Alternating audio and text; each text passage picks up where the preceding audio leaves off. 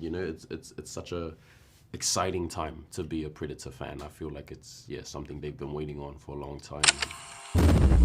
I have never been so excited to rewatch a movie tonight at the premiere because I was just like, now I want to just see everything that I may have missed the first time. Oh. But we were just talking downstairs about the language, and I feel like this kind of applies to you both, but especially for you, Dimitrius. You know, you had to learn that, and because kind of, I guess, like the head isn't necessarily practical, that kind of became part of your character and becoming the Predator. What was it like learning the language and kind of going into that role? And then what was the process for you, like kind of understanding it? Yeah, it was a whole process to learn the language, but it was I really enjoyed it because like you said, it had to your body physically changes like when you're using it, because you have to like open up your throat, your chest is a bit more pronounced, and it works, you know, for the character I'm trying to portray. So for instance, like when you, like me just talking normally is like this, but if I'm having to do the language a little bit, it's like you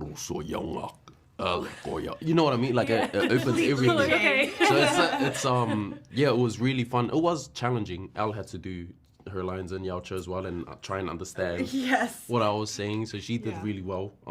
Pick up on some words. Yeah. I know, like, okay, that's we would run lines all the time, like me responding in English, and I'm like, okay, so that's when that word ends, and then I would pick up, like, oh, I know that one, I know that one. I had my certain sentences that I had to learn for the beginning, and then kind of midway through the movie that she speaks in with.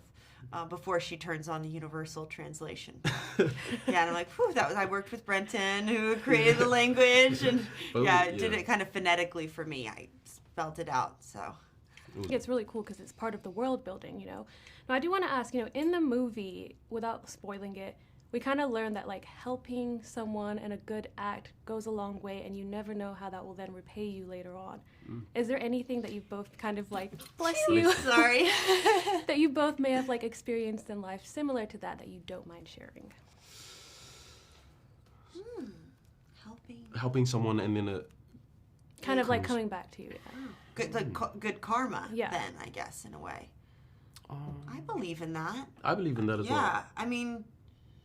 I don't think I look for any specifics in my day-to-day. I think I just try and lead with kindness anyway, and, you know, try and stay positive. If it comes back, it comes back. If it doesn't, at least you're putting a little bit of good into the world. But. Yeah, I mean, I think also, like, in a film sense, or like on a film set, to be a team player is something that will come back to you, because, you know, the crew, especially on this one, we shot in New Zealand, and it was so gorgeous, and the crew was incredible and such a support, and you know, you can't do it alone, and that's a big theme of this movie. It's like you have to have help, and I feel like it's not a weakness to say that you do need help, and that it all comes back around, you know. Yeah, and I think that's like the strong theme about this movie, and what's different about this Predator is exactly that. Now, I wanted to ask, you know, what was it kind of like stepping into an established franchise? And I know for you, Elle, you're also stepping into Hunger Games. Is there anything you can also tease about that? And if maybe Elizabeth has helped you out a little bit? And super excited, but yes. God, I mean, I was so excited to step into this franchise. This is kind of the biggest, definitely the biggest franchise I've been a part of so far, and especially to have a film like this that just feels so fresh and new and is almost like a standalone piece. I don't think that you have to have been a fan of the previous films to necessarily love this one. I think OG fans, hopefully they will love it. It's a new take, but I'm excited to get a new generation of people watching it. And Hunger Games, I mean, my part's done. I'm done filming. And Elizabeth, when I got the part, she reached out, she sent me beautiful flowers and said, you know, may the odds ever be in your favor. So she kind of blessed me with that. So there's a lot of pressure, but I do love Effie. She's always been my favorite. So that's really excited. Cute.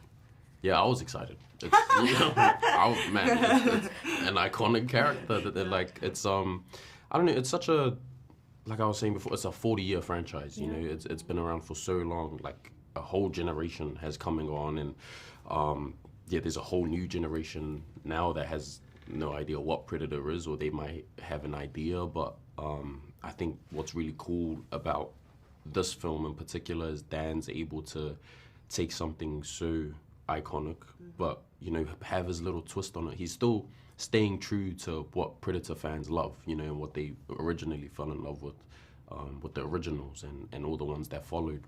but he's able to make it fresh, you know, and inject such new life and energy into the films. Like you can't help but invest in it. You can't help but, you know, feel what the Predator's feeling, which is something I didn't think anyone ever thought that they would be doing. But you know, it's such a exciting time to be a Predator fan. I feel like it's something they've been waiting on for a long time, and you know, this is their flowers.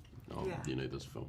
Better. It definitely felt fresh, and it felt like excited to see something again, not seeing a repeat of the past or trying to bring back the past. It was like the best bits, but also adding something that new fans and old fans will love. So Definitely. Thank you both so much. Thank I had you. so much more lore to ask, but you know, time has run out. But Thank thank you so you. much. And Alyssa with Who Let Us Out Movies. I'm so excited to see the film again tonight, because now I just want to dive deeper into things I may have missed. The language, which I learned downstairs. Now, I know Fede has kind of, you know, mentioned in a joke in a way, but I feel like with what I've seen in this film, we could get a version of Alien versus Predator. I mean, do you want to do that? Is there any plans? Could we see that? There's no plans as of yet, and Fede's a good friend, and he'll be there tonight. And for me, what I think all of us were disappointed in, even though I think there's so many cool parts in both Alien vs. Predator movies, it felt more like a marketing gimmick than a story. And I think right now we've kind of taken one element from the franchise and fused it to Predator. And it'll be cool to just see, let those things cook and see where it naturally wants to go. Well, it's cooking, and I hope it cooks some more. Awesome. So I gotta ask, you know, the Yautja and their code of honor, without spoiling it, I kind of see Father maybe go against that somewhat and be maybe like a bad blood because of what he does. Can we see more of that, you know, in future? And yeah, that's really what the fans want to know. I mean, I think I was very careful to have much more Yautja culture than we've ever seen in any of these movies, but not bog down the story in lore. Should we go forward with more, I'd want to pay just as close attention to that very thought and give people certainly more than they had in Badlands if we're doing another one, but would also not want to mire the story in too much backstory and lore. And I think what fans kind of wanted was maybe a story that kind of explores the civilization of the Yautja and like how they created these weapons and like what kind of goes into all of this stuff that they, you know, we see. But that's really good to know because that kind of answers that one too. Now the language, it's very interesting. We talked about it downstairs. Can we potentially get that in a program or something for fans to learn? I know that's kind of up to the studio, but it would... Oh, I hope so. We definitely have like a dictionary and a grammar set of rules, and I've imagined that it won't take too long for the internet to figure it out themselves and put it out there, but maybe there will be some more official way that gets out. I don't know. Yeah. And then for you, was there any like rewards or like challenges in kind of taking this like character that's, you know, inherently a monster, but making him an unconventional hero and somebody that we kind of, you know, resonate with and feel? I mean, the reward is that kind of reaction, is so many people being surprised by the movie and getting more from it than they ever expected they would from a Predator movie. So I hope that continues on as more and more people go to see the film, but yeah, that's absolutely been the most rewarding. And then do you have a particular Dark Horse Predator comic that's your favorite, if you read them? Oh, what a question. I don't think so. I mean, sadly, a lot of what I read that made an impression on me growing up were the versus ones. Predator versus Wolverine and versus Batman and Judge Dredd come to mind.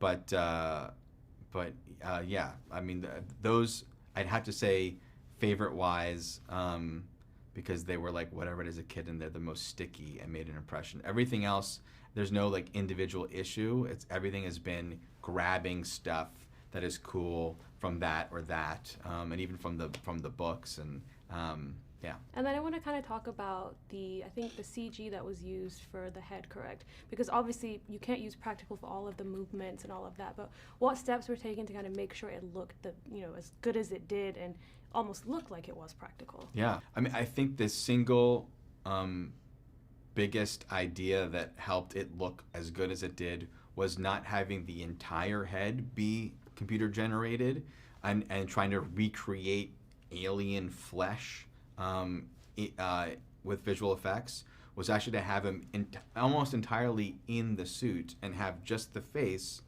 match the texture of the suit, because the texture of a built suit is very specific and doesn't just look like what you would do if it was entirely CG from the ground up. So matching to the suit in CG, I think made a huge difference.